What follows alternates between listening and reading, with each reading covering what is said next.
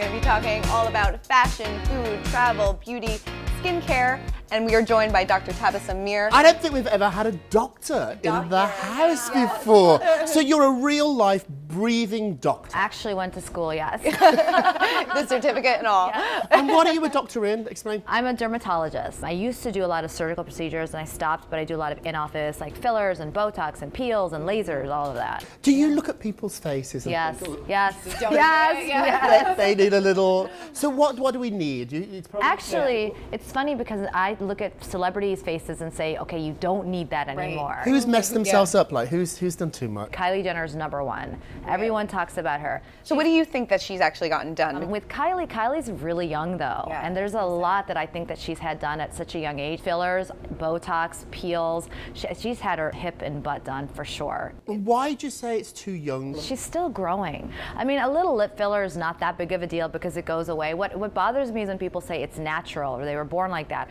They just, you give this false information to all these young girls. They're still getting into their bodies. What kind of effect could this have on her later? I think psychologically is the biggest effect. It's like you're always attaining this perfection that just doesn't exist. I think you're right, although you're beautiful, and sometimes when somebody really beautiful says that, it doesn't feel fair for people who aren't as pretty. Okay, I totally get that. I think everyone should feel beautiful on the inside first. I do these procedures. I am a proponent of these procedures, but if you're not right on the inside, nothing is going to make you beautiful. So when people come into your office, you have rejected patients. I've said to them, you're beautiful. Why do you want more? What do you think it's going to achieve? Because what happens, you've heard of body dysmorphic disorder? There is totally a face dysmorphic disorder. Where you look at your lips and you think, oh, they're perfect. But if I add a little bit more, or look at my, lipo, if I do a little, it's crazy how it happens, and that's what is happening to these girls. They had no idea, and I don't reject them, but I will tell them, come back to me in 6 months and let's talk. Somebody was asking me about, should we even talk about Kim Kardashian? I was just going to bring up Kim Kardashian. Yeah, okay. I think Kim Kardashian is a beautiful woman, but if you look at what she looked like in 2007 till now, and she's almost redefined beauty. Like everybody has these tiny waists and these big, backsides now. I think she's had a brow lift.